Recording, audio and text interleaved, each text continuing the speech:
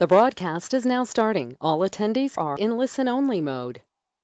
Hello and welcome to today's webinar, The Joys and Realities of Self-Employment, offered by the Oregon State University Alumni Association in partnership with Oregon State's Professional and Continuing Education Unit. I'm Greg Aronoff, the Marketing and Communications Manager here with PACE. I'm joined by Yuliya, who is from the Alumni Association, and Bruce Honesy and Kimberly Jacobson-Nelson, who are OSU Alumni Career Ambassadors. Before we get started, I'm going to share our agenda for the day. I work for Professional and Continuing Ed, which is the non-credit arm of the university. We partner with colleges across campus to offer open enrollment classes to the public on subjects ranging from professional development to gardening to beer making. We're always excited to continue our partnership with Yuliya from the Alumni Association. And I'm sure some of you have joined us for our other webinars on the career series. So we're excited to have Yuliya, Bruce, and Kimberly here to talk about self-employment. And without further ado, I'm going to hand it off. Thank you so much, Greg. I always enjoy partnering with PACE on these career webinars. And I'm Yuliya. I'm the Director for Alumni Career Services with the OSU Alumni Association, and I oversee our various career programs that we offer for alumni. And the webinars are a great, wonderful way for our alumni community to share knowledge, and then also for students, community members, and alumni to really learn about some great topics like this one. In conversations, the topic of self-employment has been coming up quite frequently, and I think just with the trends that we see in the economy, this is a wonderful topic for us to be able to share with you.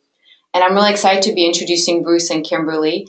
Both of them are Alumni Career Ambassadors. They are fantastic. Bruce is local from the Philomath area, and then Kimberly is from the Portland area. I love working with both of them. They're amazing. They have bring a lot of knowledge to the alumni and the student community here. So I'm going to go ahead and introduce Bruce, who's going to talk a little bit about his background. Thank you, Yuliya. My name is Bruce Hohensee. I am the president of Talent Driven Consulting. I work with the Alumni Ambassador group here at Oregon State, as well as the College of Business and College of Engineering with different activities and things that they ask me to help them with. Talent Driven Consulting is my firm. We do recruiting consulting for a variety of companies, typically small to medium-sized businesses who don't have corporate resources to do talent acquisition services. I've got the complete package type of services called Talent Driven or Targeted Hire, and but I'll also do other projects based on what individual needs and program development and other things that people require. Great. Thank you so much, Bruce. And Kimberly will also introduce herself. Thanks, Yuliya. It's a pleasure to be here, and I just have to say it's an amazing day here at Oregon State University. We walked over here, and it's beautiful weather, awesome-looking campus today. So good to be back here at my alma mater. I'm Kimberly Jacobson-Nelson. My company is 5 Point Media. I am the owner, president, sole proprietor of the company. And when I first started off about 15 years ago and picked my business name, the 5 Point stood for 5 services that I offer, or skill sets to my business. Although sometimes it feels like I could be 10 or 20 point media now because those have changed and fluctuated.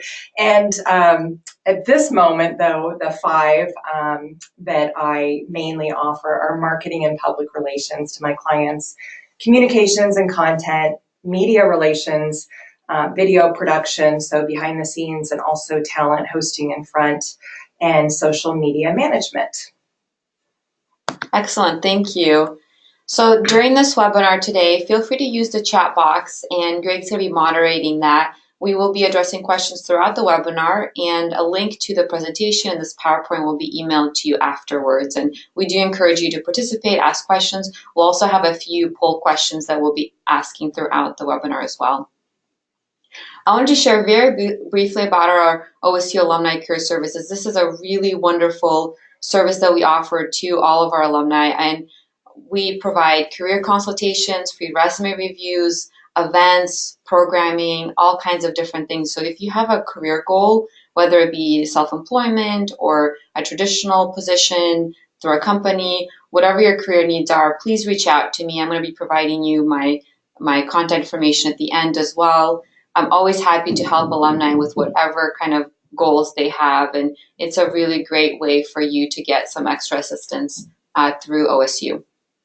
So during this webinar today, we're going to establish if freelancing is the right path for you. Actually, I think we're going to start with a poll question. Thank you. I'll let you do that first.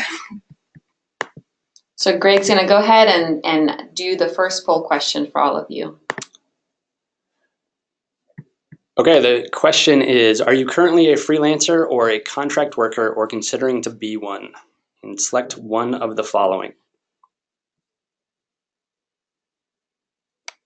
So right now it's pretty impressive. So considering as a future option, I'd say the majority, about 80%.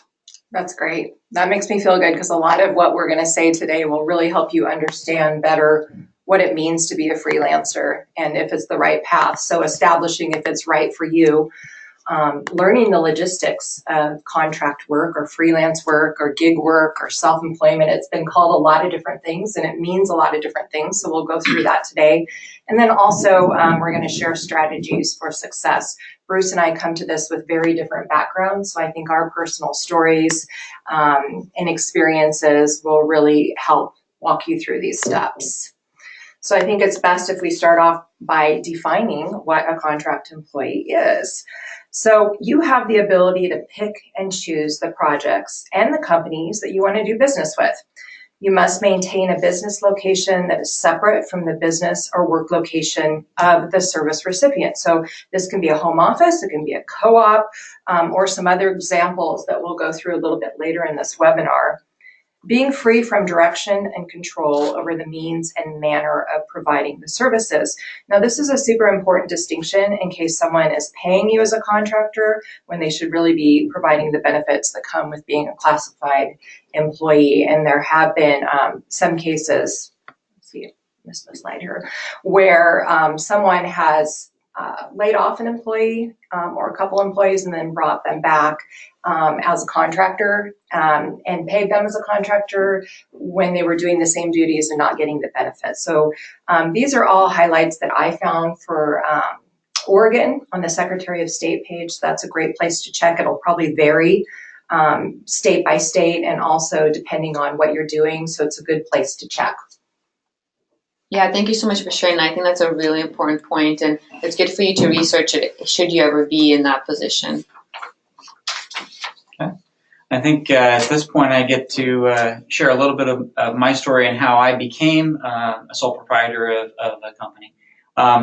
Yeah, my background, I actually have a chemical engineering degree, and I started in technical sales, but had the opportunity to be the North American recruitment manager for my company for about 5 years, and I was involved in hiring for salespeople, for manufacturing people. I developed an internship program, worked kind of with other parts of the organization to try to establish some of the best practices that we had established. And then as things happened, our company got bought, and so philosophies changed. I moved back into a sales role, and after a period of time, decided that process, that new opportunity was not what I wanted from our family. I was traveling too much. And so I sought something more local. I actually tried a couple of other roles, didn't quite have the right fit. And when I came to a crossroads, I stopped to think about what I really wanted to do. And this idea of recruiting and kind of having the freedom to do that for who I wanted to do really resonated. And my initial objective was really to help companies with internship programs. That was what I thought I would want to do. And I began working towards that. But as I began talking to people, I realized a lot of them either didn't value a program, they had a program and they thought it was running well, or they didn't see how somebody from the outside could help them with their program. And so because I ran into some trouble trying to figure out how to go to market with what I wanted to do, I ended up pivoting and doing kind of not really a headhunter role, but more of a corporate recruiter role. And I found a niche with helping companies to develop their programs and hire. I still would like, to be honest, work with companies in internship programs, because I think that's a great thing. It's one of the reasons I'm so involved in Oregon State is I love working with the young people and helping to open opportunities up to them. But in order to pay the bills, I navigated to areas where I felt like there was a need that I was equipped to fill. Great, thank you so much, Bruce. And I think we're so lucky to have both Bruce and Kimberly with their really great diverse background here. So thank you for sharing that. And then Kimberly will share her background as well. Thanks, Yuliya. So I graduated from Oregon State University a long time ago. Let's just say I have a freshman here this year. My degree was in speech communications with an emphasis in broadcast media communications. So I started off here at the university anchoring the news for KBVR. And then I went on to be a news anchor and reporter at several news stations around the Northwest before I actually transitioned into being a travel show host featuring travel, tourism, and entertainment things.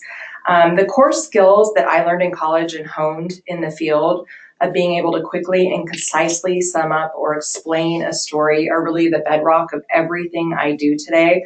I have used those skills to reinvent myself through changing times. For example, when blogging became popular, I didn't know much about it, researched it, and became one of the very first bloggers in Oregon for Oregon Live, because that was a new avenue for journalism, and I knew I needed to be on top of that.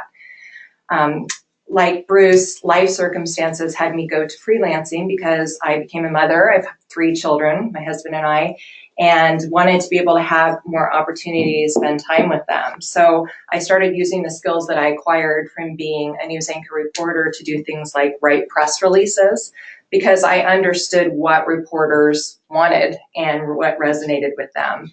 And then I started writing content for websites, got into failed ballot measures. So a ballot measure wouldn't pass, and I would say, well, of course it didn't pass. The way you wrote it makes no sense. And so I would rewrite it, and then it would end up passing because I would write it in such a way that it made sense and it resonated. So a little bit of that. And then I continue with my on-air work. I used to do a lot of commercial and infomercial work, hosting things. But as the market changed with the advent of YouTube and social media, I needed to reinvent myself. So some of the productions that I was involved with, which were full day, full lighting, slickly produced productions, just weren't going to cut it in the YouTube society.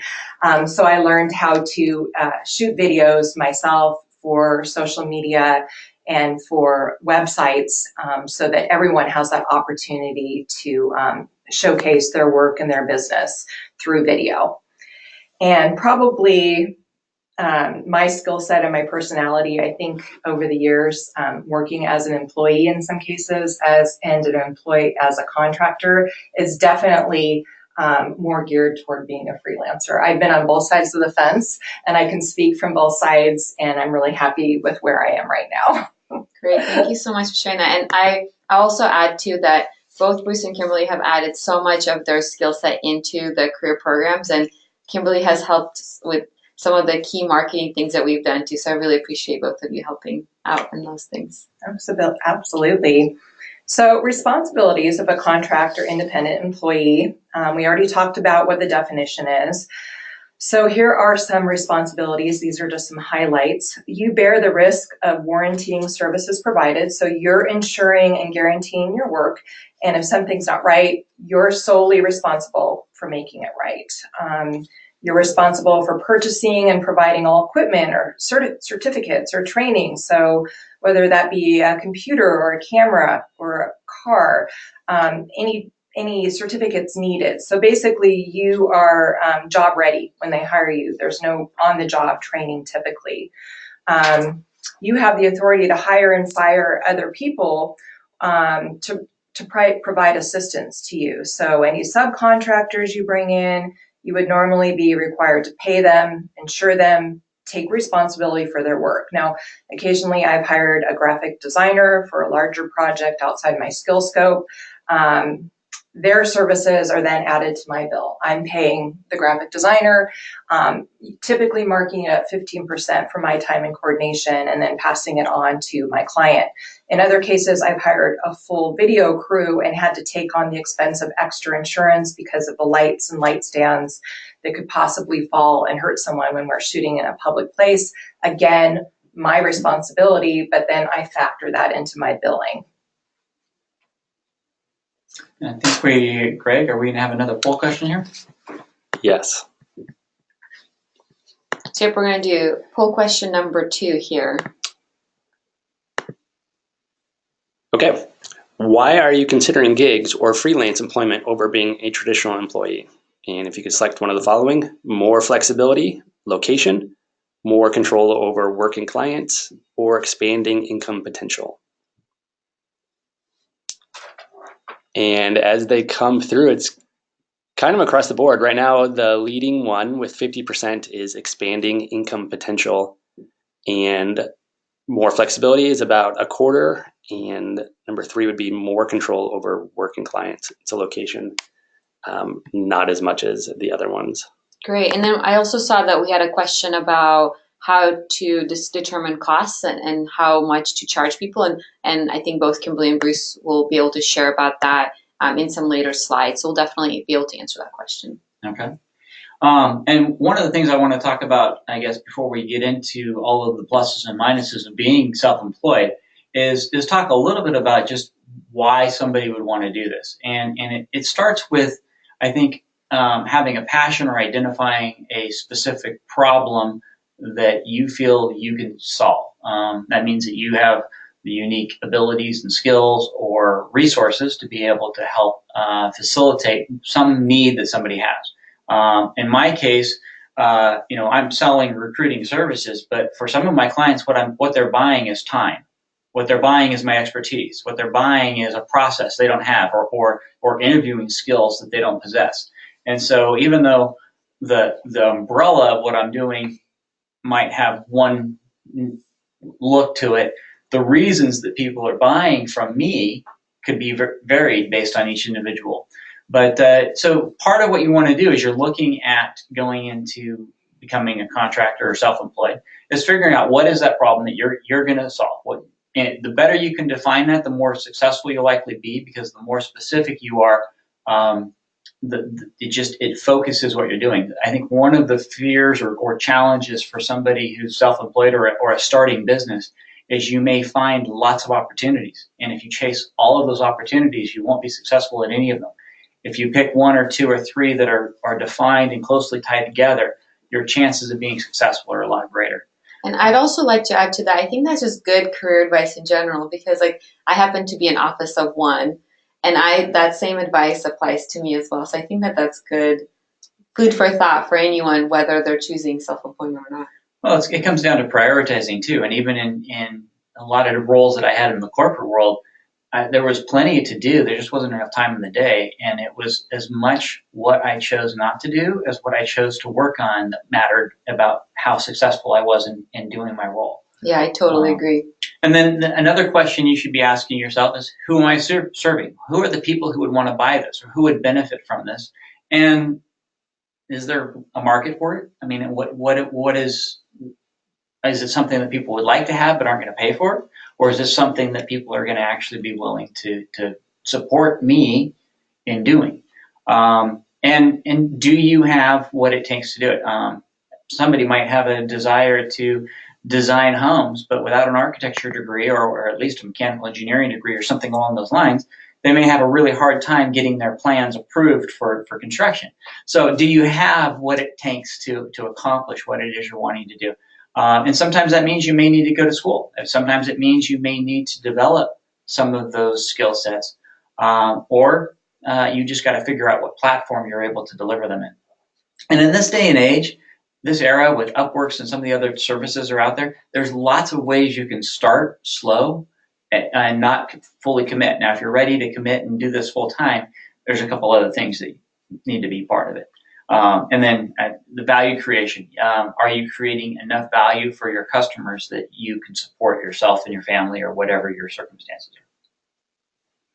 are? And And then again, going along the ideas of planning this out and figuring it out. I mean, I think you should take some time to ask yourself a lot of questions. What am I going to be doing? What are the services I'm going to provide? What are the different activities, and understand what's involved in doing that. How many clients can I have if it takes me 8 hours per client to do this service? Well, unless you want to work an ungodly amount of hours, that sounds like about 4 to 5 clients. But you've got to kind of figure out what is the scope and how are you going to do it. Again, who are the people who are going to be paying for what you do? Who are the people who are going to hire and want to work with you? How much are you going to be charging them? If you're charging so much that they can't afford to work with you, then your plan's not going to be very successful. You need to understand what the competition's doing, what's in the marketplace already. Can they get this service for free? Can they get this? If they can get it for free, what are you going to bring to the table that would cause them to want to pay for it? Because there's plenty of people who could get things that are available free or on our iPhones today that will simply pay for somebody else to do that because they don't want to learn it. They don't know how to do it. They have a mental block. They have other reasons. Cleaning, I mean, there's TV shows about cleaning closets. It's not complicated, but yet people will pay a large sum of money to have somebody come in and do it and organize it. And it makes a job for somebody, and it makes somebody really happy, and hopefully those closets stay clean for a little while. And then I think the other piece of that is the why. What's motivating you? Why do you want to do it? And for a lot of people, that's not financial. It's not. It has an intrinsic value, something that they take away from doing it, and that will fuel those rough days. That will fuel you when you're not sure how this is going to work out, and you're running up against those roadblocks that are going to come. And if you can keep that focus and you can keep that in front of you, it'll help you be successful. I think it's important too that you're going to learn things along the way. There's no perfect formula, and you might not get it right the first time. You might realize, gosh, I really didn't charge enough for that job. And so next time you charge more. So there's a learning curve to it, and nobody's going to be an expert right away. I don't know if I'm jumping ahead here, but when I was early in this process, I did the calculation for what I thought I needed to make, like on a per hour basis. And I did it 2 different ways. I did it based on our bills and what I wanted to do and what I wanted it to look for our family. And then I did it based on what I saw out in the marketplace and what I thought the market could bear and what I thought was a reasonable price. And I came to something that was about 5% off from each other. So I thought, okay, that's a pretty good number. But it was still hard for me the first couple times to actually ask for that.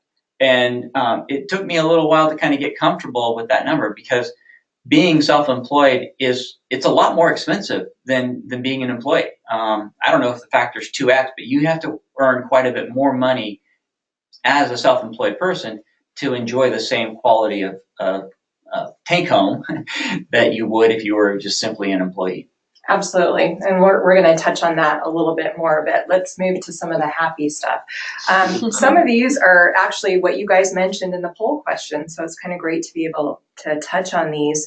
Some of the joys of self-employment: flexibility with your schedule. So are you a night owl, or do you like to work on Sundays and take Fridays off? Do you have kids and you just want to work while they're in school? Do you want to start early and have your afternoons off for appointments or to be able to volunteer? For me, it's great that I'm able to give my time to the Alumni Association, and I wouldn't have the flexibility to be here doing this today had I had a typical job. I probably would have had to take a vacation day or call in sick. So those are all great reasons. So your schedule is your prerogative. But now, if you are a person that needs structure, this might not be the path for you. So I could say that caveat there, and we'll get into that a little bit more. Freedom from bosses and workplace drama. So really, you're your own boss. You decide how and when you want to work. So you're not going to spend 8 hours a day in an office with the same people and succumb to workplace drama and gossip. This is huge for me because I have a very hard time being chained to a desk for 5 days a week, 8 hours a day, or dealing with office politics. I really do my best work when I can move or stop and take my dog for like a 2-hour hike. and then come back to the project. So I've tried it both ways, and for me, just having that flexibility, because my job is creative in nature, is great for me. There's more control over ideas and projects. A few of you mentioned that as being something that is desirable. You decide what projects you get to take on, how you're going to complete them. So this allows your creativity to shine. As an employee, I've been asked to work on projects that I didn't necessarily believe in, or I felt were a little bit misleading to customers, and it was miserable. As a contractor, I only take on projects that agree with my conscience, and I'm able to do them in the way I know is going to work. So here's the last one. You earn more money. So we talked about this. On average, freelancers earn 45% more than those who are traditionally employed. And I know that's been the case for me. I'm earning about 50% more and working the same or less than when I was doing the similar job as an employee. I think it feels like less because I cut out almost a full day in commute time, and I'm able to pick my own hours, so it doesn't really feel like I'm at work. But keep in mind, and Bruce touched on this, traditional employers are having to pay for employees to recruit them and train them. Then payroll tax, Social Security, Medicare, federal unemployment insurance, workman's compensation, health insurance, 401k savings plans are matching, your vacation time, life insurance, dental, office space, and equipment for you. So even though freelancers traditionally charge more than employees, they offer a comparable price alternative to full-time employees, even though it might not look like that on paper. A great study, Huffington Post, real cost of freelancers versus part-time. Take a look at that. It really helped me to read that and understand my worth and why I'm charging more, because I'm saving this person a lot of money, my client. So it also goes to the motivation of the employer. Sometimes they just don't want the hassle of having to onboard somebody for a short-term project, and that's where we're a good fit for that.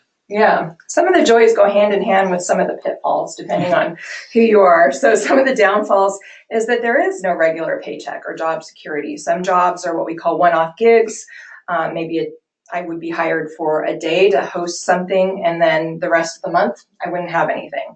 Others may be longer, like a contract for a year, but usually when you have contracts, they're very flexible so that you can both get out of it very easily. You don't get like that second or third chance normally if you are a traditional employee and your work performance is under par. They're going to bring you in, HR is going to talk to you. You might get one or two notes in your file, but if you're a freelancer, it's pretty much one strike, you're out. Like, this isn't working out. If you are let go, there isn't any workman's compensation. So you are lacking some stability, security, and a regular paycheck. There's no management to review your work or coworkers to take on some of the responsibilities. You take sole responsibility for your work performance. Good or bad, obviously you coordinate with your client on what the expectations are, but if they're not happy, you can't point to your boss or your coworkers. It's your responsibility. They're not there collaborating with you or sharing the blame if something goes wrong. No insurance, so you're responsible for paying your own health insurance, life insurance, and any other insurance needed to perform the duties of the job. In my case, I'm very lucky because I'm insured through my husband's policy, but I know purchasing health insurance can be very expensive. There's not a 401k. Your employer isn't setting aside money for your retirement or contributing. You're paying 100% of your Social Security benefits. Also, there's no accounting team to send out invoices or make sure bills are paid. So you are responsible for recording your time, organizing it, and putting them into monthly invoices and sending them out on time. You're also the collections agency. So you need to make sure that those bills are coming in. And I've been fairly lucky, but I know some freelancers who have been burned where you just don't get paid. So that's difficult. Some programs I've used in the past are QuickBooks. Great for recording your invoices and having a chance to look at your income, and it helps with taxes. Another great free one is called waveapps.com. I've also used that one, and that's a good one as well.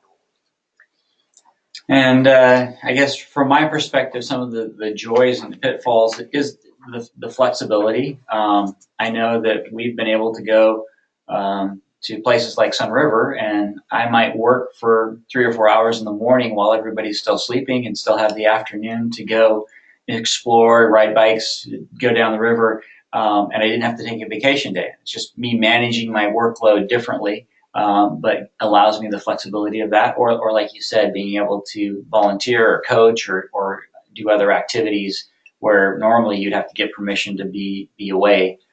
You just have to navigate that yourself. You do have your hands in everything, which, especially if you're a control freak, can be a nice thing, because you get a chance to kind of craft what things look like and what the finished product for your customers look like. And you get control of not only how it looks, but what it is you're doing, what you choose to take on, the clients you engage with. And so those are some of the things that I think are some of the good parts. Some of the pitfalls is there's lots of distractions, especially my office is at home, and in the summertime when the kids are around.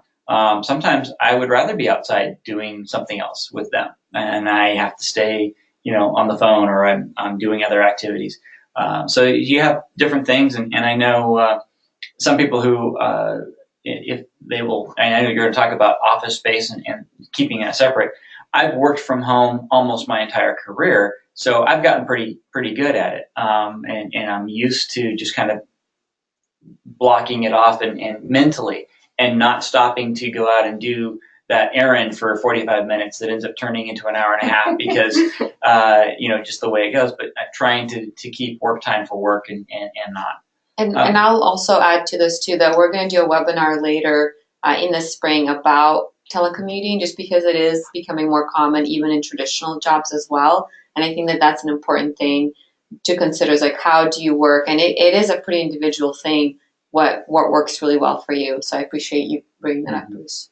Well, and another side of that is that you do have some of that flexibility, and I know we're going to talk about this, but some days if you just need to be around people, you can go to a coffee shop and do it. It just depends on what you're doing. If I have to be on the phone all day, that doesn't work. If I'm doing creative work or I'm drafting something or simply reviewing documents and things like that, where I can be in a noisy space, it works fine. Greg, do you have a question? I do.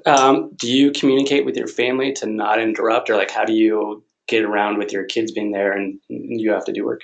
They've gotten pretty good at recognizing when I'm on the phone. It's usually when I'm on the phone that's the more important thing. And so they've gotten pretty good at learning to create quiet space when I'm in that type of an environment. But every now and then it will raise its head. And there's certain activities and certain things that I will choose to do in a different location or something, just because I know that I shouldn't have the interactions. Or for me, the creative part, I don't know why, when I'm working normally, I like to stand. I have a standing desk, and I enjoy that, and I'm talking to people constantly.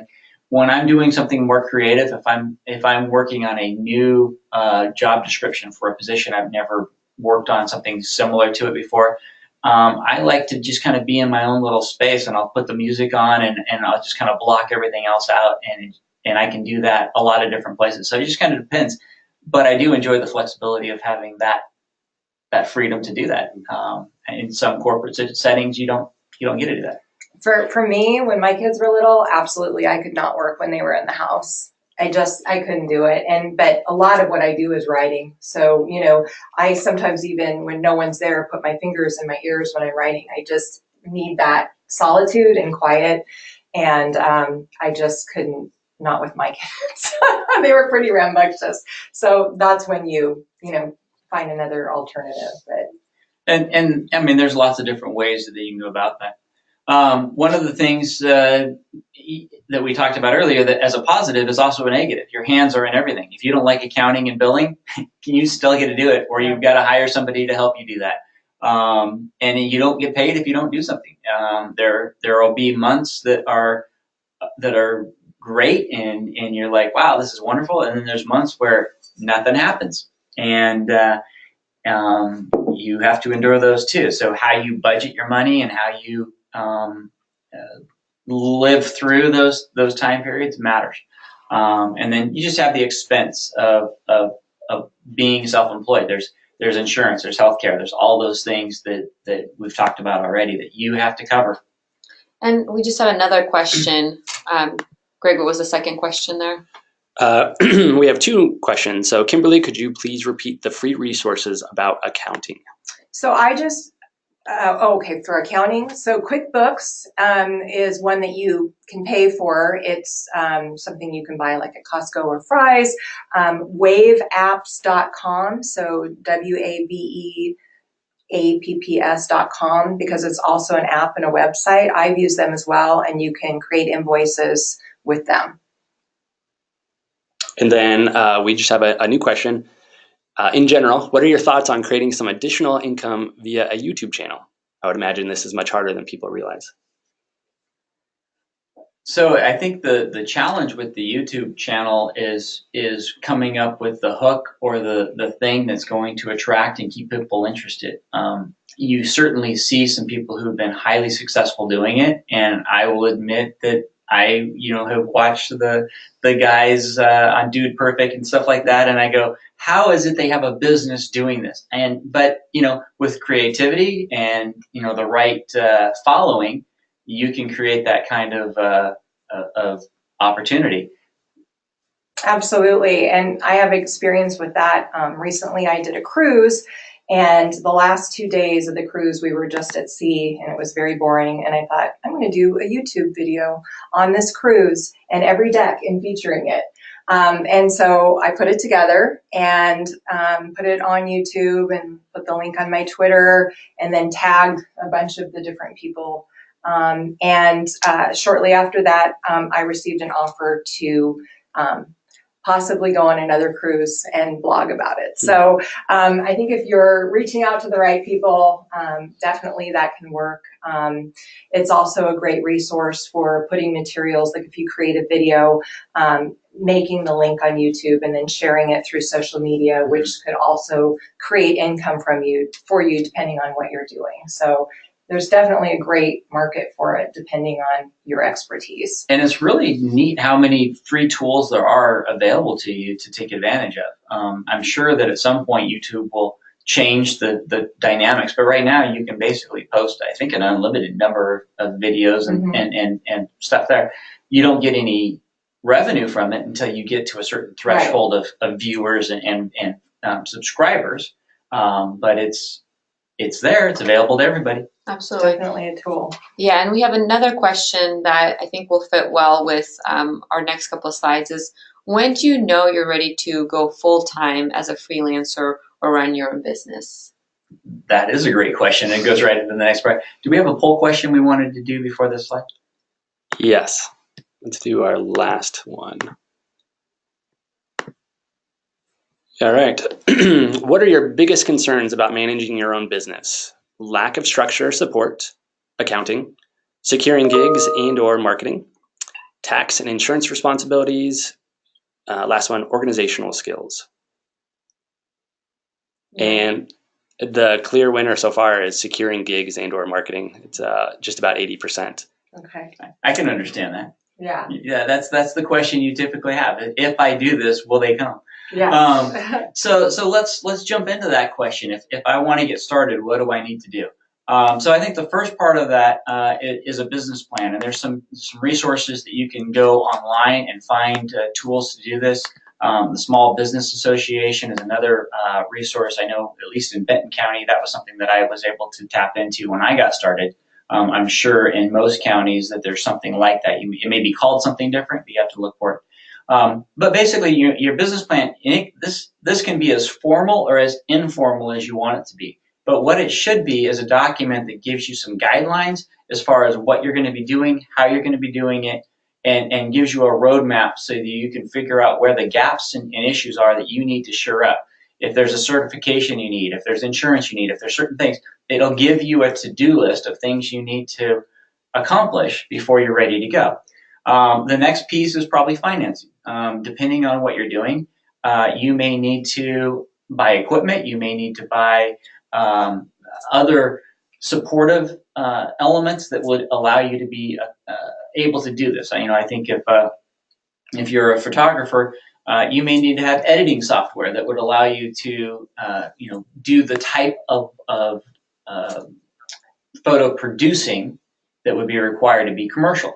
And so figuring out what are those things and where are those forms going to come? Do you have that already stored up somewhere? Can you borrow it from somebody who's not going to charge you too much? What does that look like? And then make sure that what your I'll call it runway is sufficient. I would say, as a rule of thumb, if you're going to go from being employed to being self-employed, you should have probably at least 6 months worth of living expenses before you jump off the ship. It probably is a little bit more or a little bit less depending on the nature of what you're going to be doing, or if you have jobs already lined up kind of that you can roll into softly.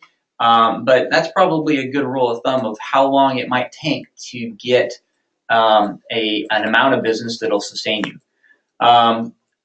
One of the things that I had in the process was we came up with this great name for what we wanted to call ourselves. We got the domain for the website, and then I went to register the business name with the state of Oregon, and somebody already had the business name. So we had to change the name, and we had to buy a different website, and we had to do different things. So you got to make sure that you've got all those things filled out.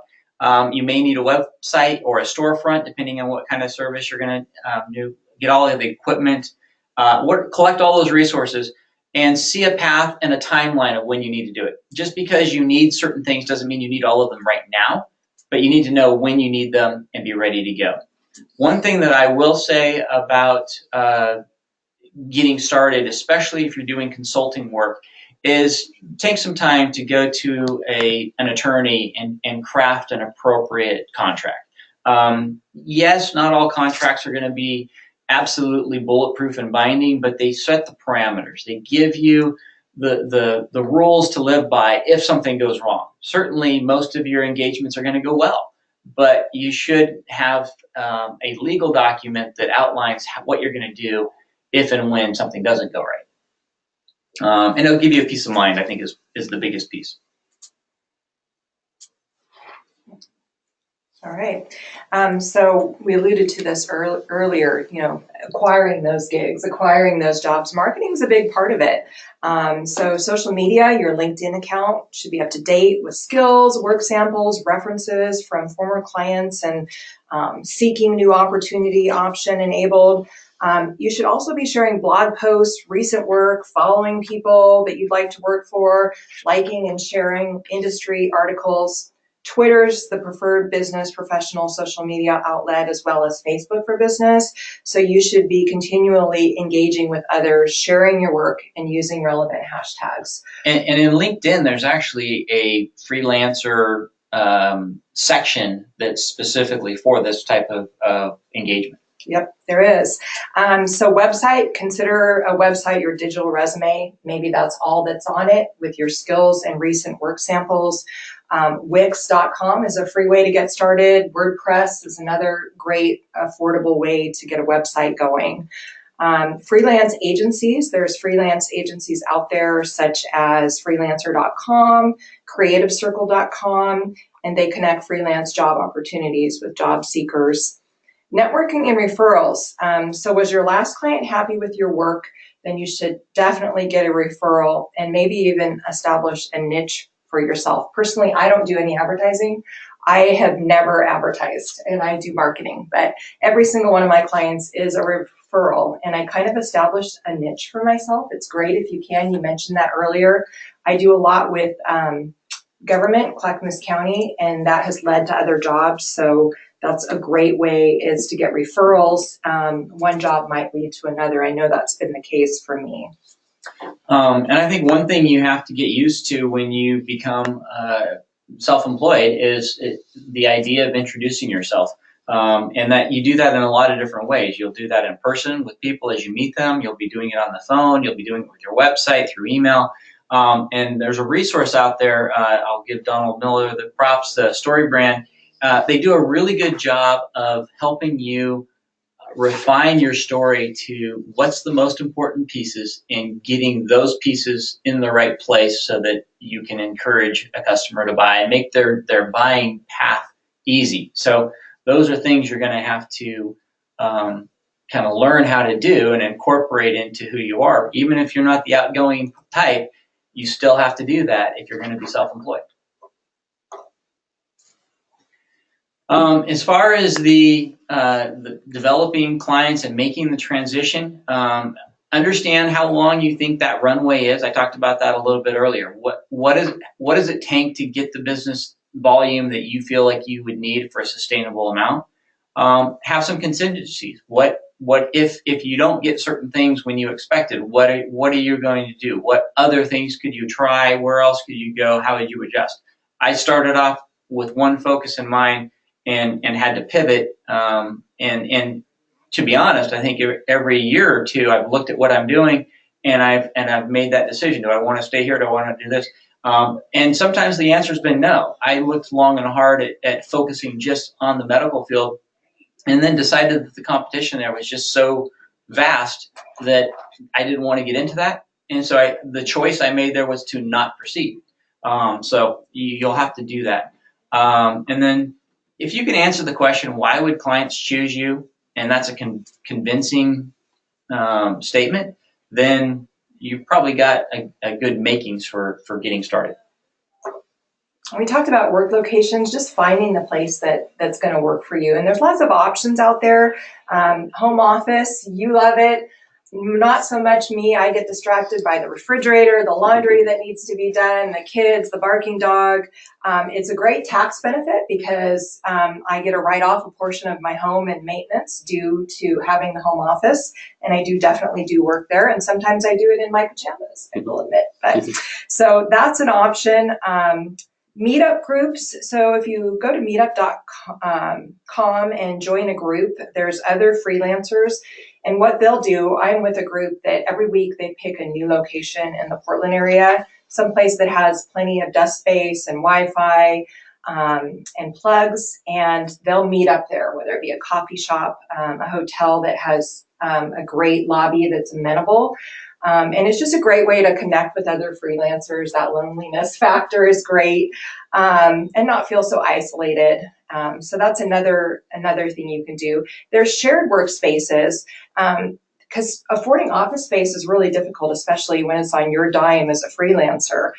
Shared workspaces are affordable desk space, reliable Wi-Fi, and on-hand receptionists sometimes to answer calls are all part of different workspace packages. They also provide networks of varied professionals who can become a resource in themselves for job leads or just springboarding ideas for current clients. So just Google co-working or shared workspace to find options near you. This is a little gem. I discovered the library a couple of years ago. Most libraries have study rooms and you can reserve them. You don't even have to be a library member. They're quiet. There's a desk. There's a whiteboard. You can check out markers. Sometimes when I really needed to write something and needed a quiet space, or if I needed to meet someone, I would consider the library my office. Lots of great parking. So another little tip a lot of people don't know about. Of course, we mentioned coffee houses. Sometimes just going and grabbing a cup of coffee and being around people is nice. Get you away from home and the distractions. Another option that I do with a lot of my clients is I actually choose to go into their office space. Usually a couple times a month. I don't have to do that. I choose to do that just because it helps me to connect with employees, get a pulse on what's happening in the company, and really just make myself more familiar and accessible to staff. So oftentimes I'll do that as well. So continuing education is important too. In order to stay relevant in your job, you need to skill proof yourself. We talked about how in at least my career things evolved and I needed to keep up with them. That's important as well. So updating education and skills ensures marketability as jobs evolve. According to an Upwork.com survey, 65% of freelancers indicated that they were doing continued education versus 53% of those in full-time jobs. So that gives you an advantage over traditional employees if you take the time to ensure that what you're offering is relevant in today's market. Finding courses online. You don't have to go back to school. There's some great opportunities online for web-based learning platforms such as lynda.com or LinkedIn, or OSU's PACE offers courses that you can do usually online. Lynda.com is one of my favorites, lynda.com. They recently merged with LinkedIn, and they offer some great classes on business, software, technology, creative skills. For one of the jobs, I was writing content for a website, and I took a little course on lynda.com on SEO enhancement. And then when I met with the client, I was able to offer them more of a value because I wasn't just giving them the content, I was giving them SEO pointers. So that leads into adding skills that enhance or bundle your offering. So next time I took on a website gig, I was able to bundle my writing services with SEO enhancement and increase my fee. So always looking at ways that you can improve yourself or add a skill that's going to make you more marketable and more valuable. That's such great advice. I think that's just great advice overall.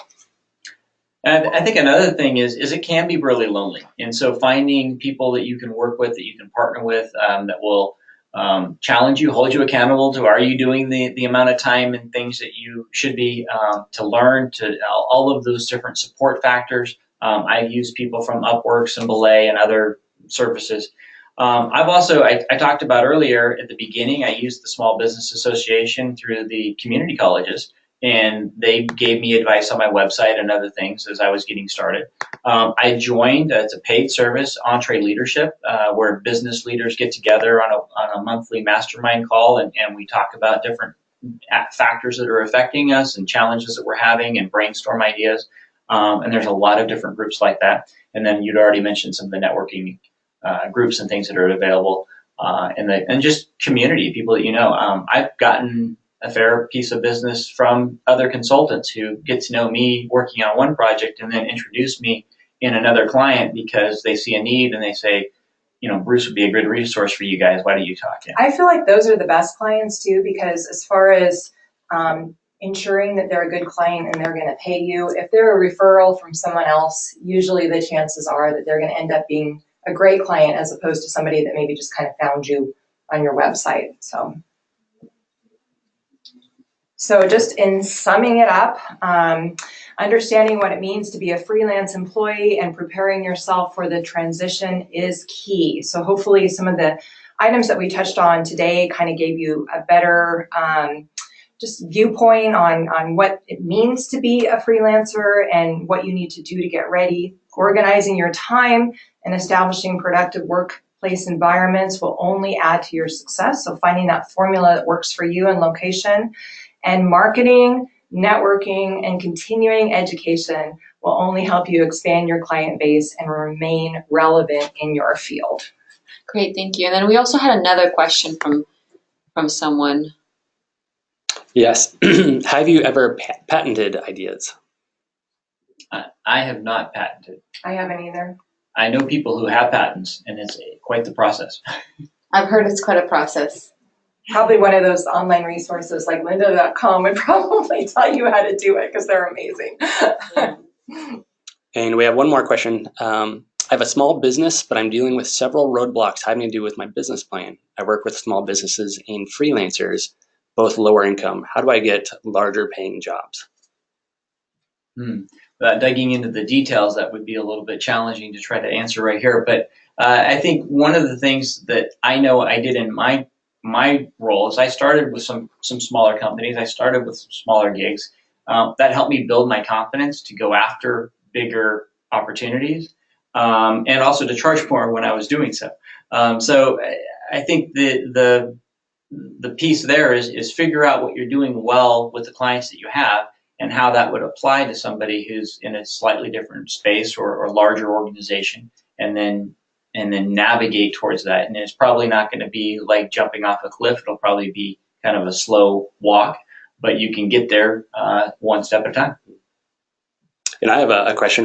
When you're looking at your business plan, how do you validate your ideas? You're like, I have an idea and I think this would be great, but I need to, I'd want some data before I took that step. I know one thing for me is I worked for an advertising agency for a year, and I found that a lot of what I was doing for my clients was of value. I mean, they were paying the advertising agency and I was doing all the work. And so I'm like, wait a minute, I can cut out the middleman and I can be doing the same thing I'm doing, but it'll come to me. So, and I'll charge less than the advertising agency. So they're going to benefit, I'm going to benefit. So for me, knowing that the skill that you're offering is something that you're already doing and there already is a market for, I think is really, really important. And then slowly transitioning.